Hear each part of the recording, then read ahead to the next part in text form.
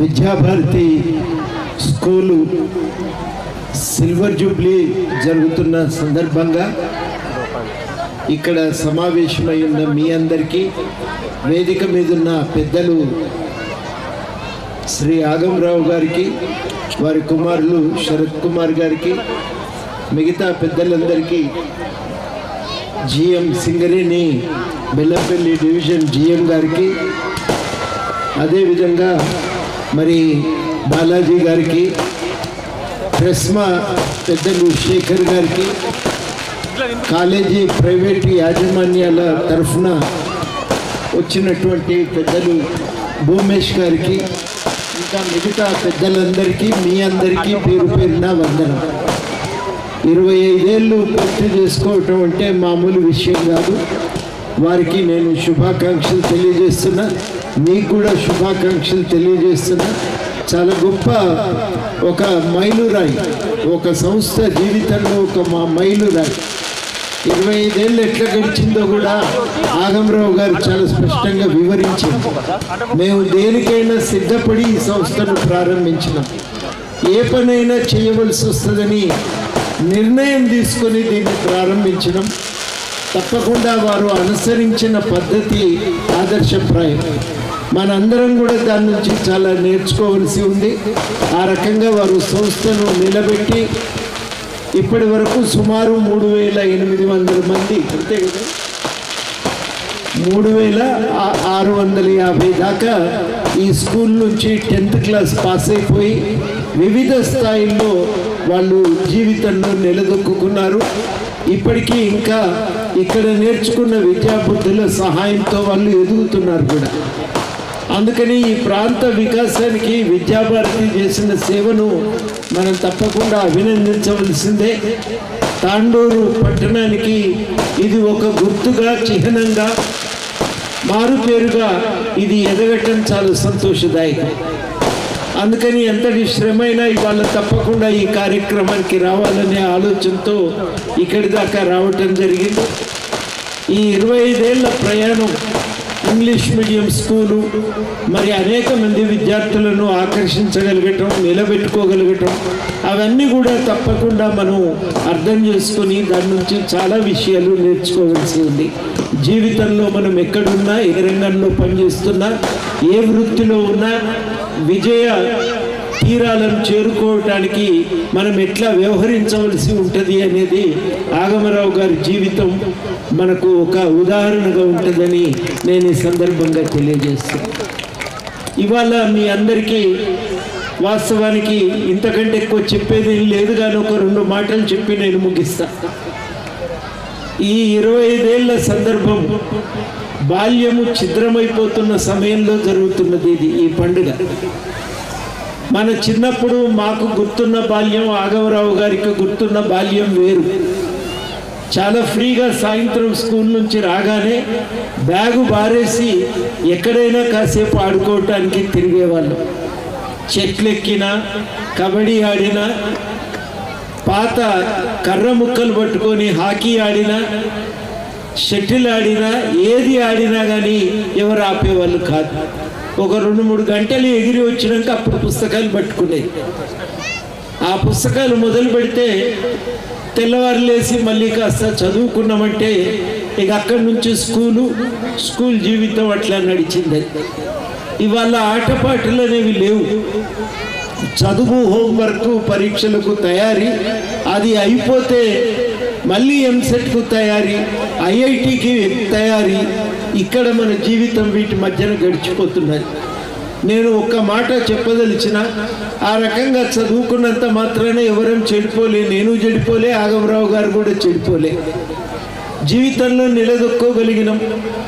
ఇవాళ చాలా కీలకం. మనం ఒకటే నేను మీకు చెప్పేది ఏంటంటే, విద్యార్థుల సర్వతోముఖాభివృద్ధి చాలా ముఖ్యం. వాళ్ళు ఆరోగ్యంగా ఉండాలి, శారీరకంగా ఎదగాలి. అంతేకాదు విద్యార్థికి అన్నీ అవసరమే. ఒక్క లెక్కలు, సైన్స్ నేర్చుకుంటే చాలనుకుంటే పొరపాటు. విషయాలు చెప్పే శక్తి రావాలంటే వాళ్ళకు భాషా పరిజ్ఞానం పెరగాలి. ఇంగ్లీషు, తెలుగు కూడా చాలా ముఖ్యమే. అన్నీ తెలుసు కానీ ఇంటర్వ్యూ బోర్డుకు పోయినాక మాట్లాడలేని వాళ్ళని చూస్తాం మనం. ఎందుకు ఆ పరిస్థితి వస్తుందంటే మనం భాష మీద దృష్టి పెడతాం. సమాజం పైన అవగాహన కూడా చాలా ముఖ్యం. ఆ అవగాహన లేకపోతే చిన్న ఆటుపోట్లకు కూడా తట్టుకోలేని ఒక దుస్థితికి చేరిపోతూ ఉంటారు. అవి తట్టుకొని నిలబడాలంటే వాళ్ళకు సమాజం గురించి తెలియాలి. సోషల్ కూడా అందుకే చాలా ఇంపార్టెంట్. వీటన్నింటితో పాటు ఎక్స్ట్రా కరిక్యులర్ యాక్టివిటీస్ చదవనియండి పిల్లల్ని. ఏ పుస్తకం చదివినా మంచిదే. క్లాస్ రూమ్ పుస్తకంతో పాటు ఎంత చదవటం అలవాటు చేసుకుంటే, ఎంత విస్తృతంగా చదవగలిగితే అంత మంచిది. ఇవన్నీ కూడా చెయ్యనియాలి పిల్లల చేత. ఒక నిండైన జీవితం పొందగలుగుతారు. ఆ నిండైన జీవితాన్ని పొందటానికి సహకరించటం మన బాధ్యత. కవులు చెప్తారు, ఖలీల్ జిబ్రాన్ అనే మహాకవి అంటాడు, బాణము విల్లు నుంచి బయటికి వెళ్తుంది, ఆ తాడు గుంజి బాణాన్ని వదిలే వరకే విల్లు బాధ్యత. ఆ తర్వాత ప్రయాణాన్ని విల్లు శాసించదు, అది వెళ్తూనే ఉంటుంది. తల్లిదండ్రులైనా అంతే. తల్లిదండ్రులైనా పిల్లలకి జన్మనిచ్చి ఎదగటానికి చేయూతనివ్వటమే వాళ్ళ బాధ్యత. వాళ్ళ జీవితాన్ని ఆశాంతం శాసించగలమనుకుంటే చాలా పొరపాటు. అట్లా శాసించటం సాధ్యం కూడా కాదనేది మనం గ్రహించాలి. జీవితం వికసించాలి. ఆ వికసించటానికి చేయూతనివ్వటమే మన బాధ్యతగా ఉంటుందని ప్రతి ఒక్కరు కూడా తెలుసుకోవాలి. ఇవి ఇవాళటి పరిస్థితులు. పిల్లలకు తప్పకుండా మనం ఒక శ్రమ చేయటం నేర్పాలి, చదువుకోవటం నేర్పాలి. వాళ్ళే మెల్లమెల్లగా దాని నుంచి ఎదగటం కూడా నేర్చుకుంటారని ఆ బాధ్యత పిల్లల మీద కూడా ఉంటుంది. వాళ్ళు చదువుకోవాలి, చాలా కష్టపడాలి దానికోసం. ఆ కష్టం ఎంత చేస్తే అంత. ఎక్కడో ఒక దగ్గర ఆగమరావు గారికి అలా 25 ఏళ్ళ సిల్వర్ జూబ్లీ ఫంక్షన్ దాకా ఎదిగినట్టు మనకు కూడా ఫలితం దక్కుతుంది. ఒక కథ చెప్పి నేను ముగిస్తా. బౌద్ధ గాథల్లో ఉన్న కథ ఇది. ఒక అడవి నిప్పంటుకుంటుంది, పక్షి తాను ఉన్న చెట్టు కూడా కాలిపోతూ ఉంటుంది. అప్పుడు పక్షికి ఎట్లయినా మంటలు ఆర్పాలనే పట్టుదల మొదలవుతుంది. అది నీళ్ళల్లోకి వెళ్ళి ముక్కుతో 4 చిన్నీళ్ళు బిందువులు నీళ్లు పట్టుకొస్తుంది, ఆ చెట్టు మీద పోస్తుంటుంది. అందరు నవ్వుతుంటారు, దీంతోనే ఆగుతాయి ఆ మంటలు. కాలిపోతున్నది అడివంతాను, బయటికి పరిగెత్తు అని అంటారు. అయినా కానీ ఆ పిట్ట పట్టు వదలకుండా చెరువులో మునుగుతుంది, నీళ్లు పట్టుకొని వస్తుంది. ఆ రెక్కలను రెప్పరెప్పలాడిస్తూ నోట్లో తెచ్చిన 4 నీళ్ల బిందువులను పోస్తూ మంటలార్పే ప్రయత్నం చేస్తుంది. అప్పుడు పిట్టను అడుగుతారు, నువ్వు ఇట్లా పని ఎందుకు చేస్తున్నావు? ఆ పిట్ట, నేను నివసించిన ఈ ప్రాంతాన్ని కాపాడటానికి నా వంతు ప్రయత్నం చేసిన తృప్తి నాకు మిగులుతుంది. ఫలితం దక్కుతుందా లేదా అనేది కాదు, ఈ ప్రయత్నం నేను చేసిన అనే తృప్తి ఉంటుంది. నేను నేరం చేయలేదు, తప్పించుకోలేదు అనే జవాబు చెప్పగలిగే స్థితిలో నేను ఉంటాను అని. ఆ పిట్ట చెప్పిన మాటలకు దేవుళ్ళు కన్నీళ్ళు వస్తాయి.